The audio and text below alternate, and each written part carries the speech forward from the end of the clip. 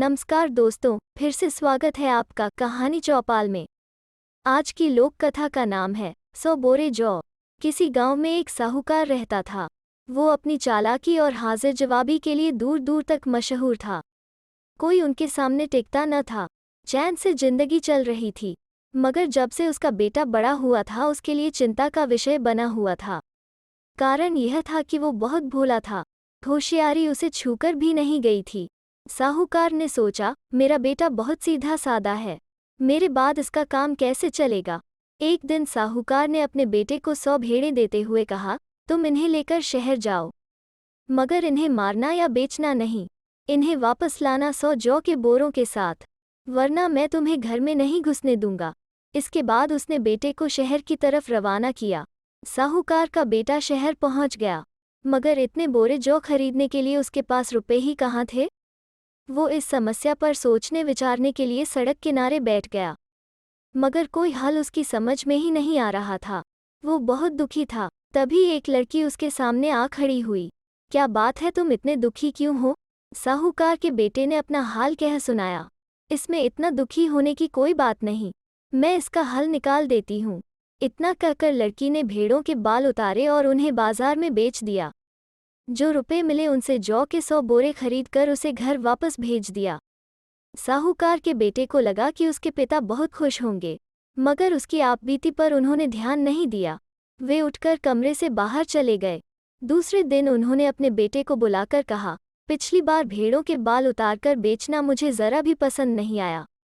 अब तुम दोबारा उन्हीं भेड़ों को लेकर जाओ, उनके साथ जौ के 100 बोरे लेकर ही लौटना। एक बार फिर निराश साहूकार का बेटा शहर में उसी जगह जा बैठा। न जाने क्यों उसे यकीन था कि वो लड़की उसकी मदद के लिए जरूर आएगी। और हुआ भी कुछ ऐसा ही। वो लड़की आई। उससे उसने अपनी मुश्किल कह सुनाई। अब तो बिना जौ के 100 बोरों के मेरे पिता मुझे घर में नहीं घुसने देंगे।